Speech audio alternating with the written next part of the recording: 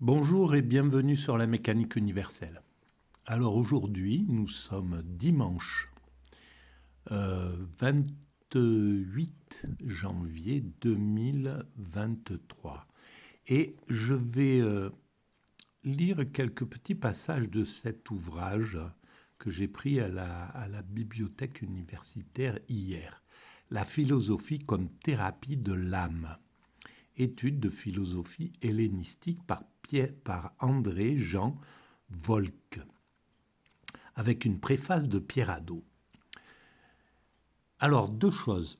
La première, vous savez que c'est en lien avec la théorie que je développe sur le site mécaniqueuniverselle.net et qui essaie de démontrer que l'humanité évolue péniblement, on pourrait dire en ce moment, à travers les événements qu'on est en train de vivre, vers son ultime perfection.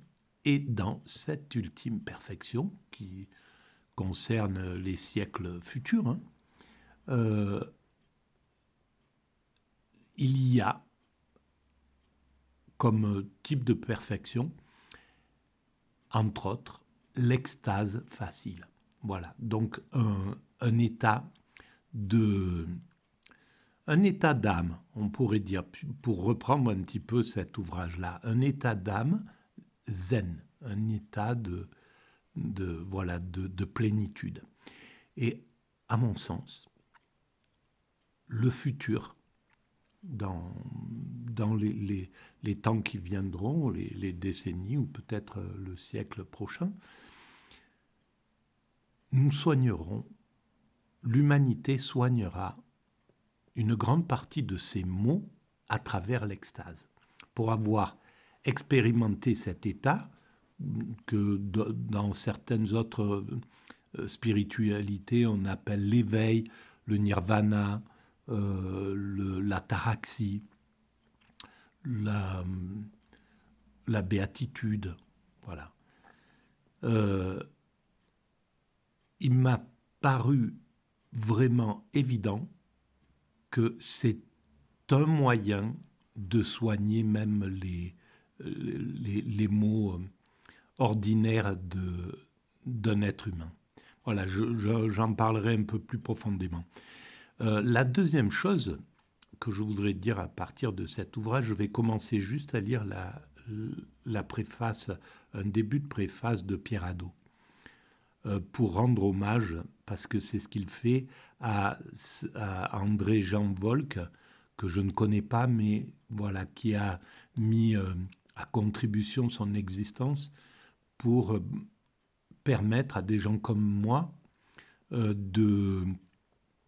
d'accéder de façon simple à la philosophie, à ce qu'apporte la philosophie hellénistique, alors que ça aurait été très compliqué d'aller chercher dans tous les ouvrages, de rassembler. Donc, je veux rendre hommage à ces vulgarisateurs, comme on pourrait les appeler, à ces simplificateurs, à ces donneurs, à ces transmetteurs de la pensée, de la culture, de l'intelligence, et qui mettent au service de tout le monde, voilà, bien souvent à travers un travail méritoire et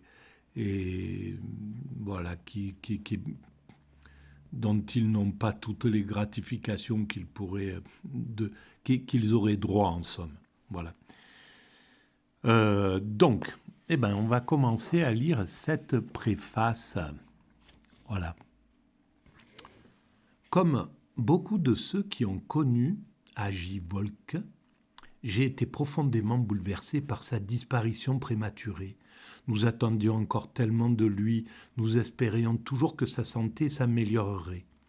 En 1990, lors d'un séjour à Lausanne, nous nous étions rencontrés, lui et moi, dans l'hôtel où je logeais, presque au bord du lac Léman. La chaîne immaculée des cimes se dessinait en face de nous sur le bleu du ciel. J'éprouvais à ce moment-là cette émotion indicible qui peut parfois nous envahir lorsque subitement nous avons l'impression de contempler le spectacle du monde pour la première fois. Nous étions assis tout près de l'eau et Agi Volk me confia alors qu'il était atteint d'un cancer et qu'il avait subi récemment une opération dont, me disait-il, il s'était bien remis.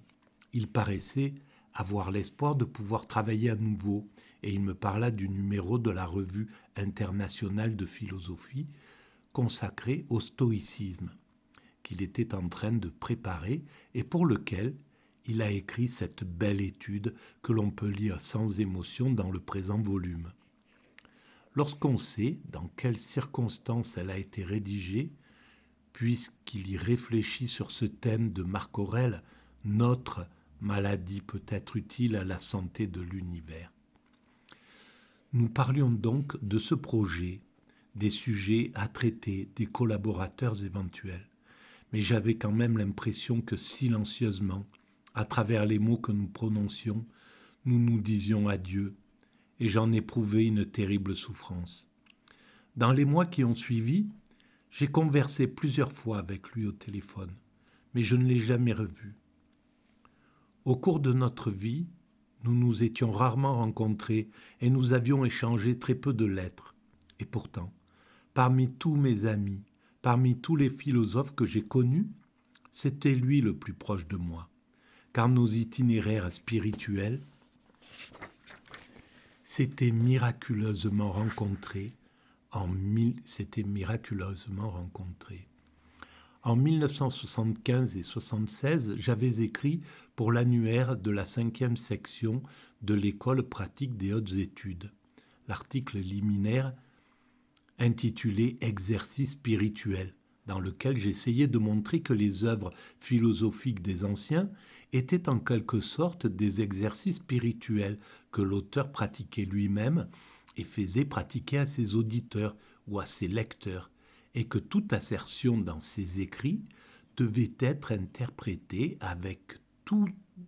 avant tout, dans la perspective de l'effet qu'elles visent à produire, et non comme une proposition exprimant adéquatement la pensée et les sentiments de l'auteur. Donc, en fait, que c'était voué à la spiritualité.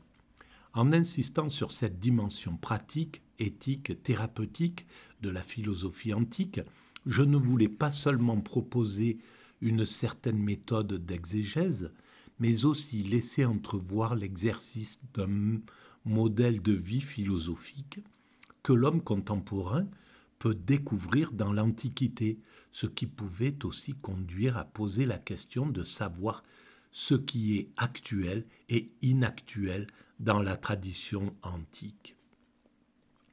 La même année, d'une manière totalement indépendante de moi, dans l'étude intitulée « La fonction heuristique de la tradition en philosophie », Agi Volk distinguait pour sa part entre la vérité du discours et sa force, se référant à une étude de Sylvie Bonzon. Il entendait par force d'un discours philosophique son pouvoir d'agir, c'est-à-dire son pouvoir d'intéresser la raison. Cette dernière expression faisait allusion à la notion kantienne d'intérêt de la raison, c'est-à-dire à cette idée maintes fois exprimée par Kant que la raison humaine est par nature intéressée, qu'elle détermine son propre intérêt, qu'elle prend intérêt à ses fins essentielles, spéculatives ou pratiques, ce qui implique, puisque comme le dit Kant, tout intérêt est finalement pratique, un primat de la raison pratique sur la raison spéculative. Grâce à cette reprise de la notion kantienne, Agi Volk était ainsi amené à donner une valeur toute particulière, comme je le faisais presque au même moment à la dimension pratique et éthique de l'activité philosophique. Et cette notion lui permettait d'aborder le problème de l'actualité des textes philosophiques anciens, puisque c'est le propre de l'actualité de susciter l'intérêt. Mais précisément, tout le problème consistait à définir l'actualité d'un texte. Il fallait bien reconnaître d'ailleurs que c'est notre manière de lire le texte qui peut ou non l'actualiser. La légitimité d'une lecture philosophique qui s'efforce de rendre actuelles les significations passées ne me paraît pas contestable. L'intérêt de la raison exige une telle lecture. Toutefois, il n'exige pas que l'interprète postule la pérennité des systèmes, ni même des problèmes. Agivolk refusait deux propositions apparemment diamétralement opposées, mais qui se rejoignaient finalement à ses yeux. Celle qui voit dans le passé l'annonce du présent, ou celle qui voit dans le présent la résurgence du passé. À ses yeux, en effet, l'une et l'autre attitude impliquent une permanence des problèmes ou des systèmes. Or, il préférait pour sa part faire apparaître avec netteté les évolutions faites à la fois de similitudes, mais aussi de différences radicales. Voilà, je vais arrêter là pour cette première lecture. Et je passerai au corps de ce texte. Voilà, je vous remercie. À bientôt.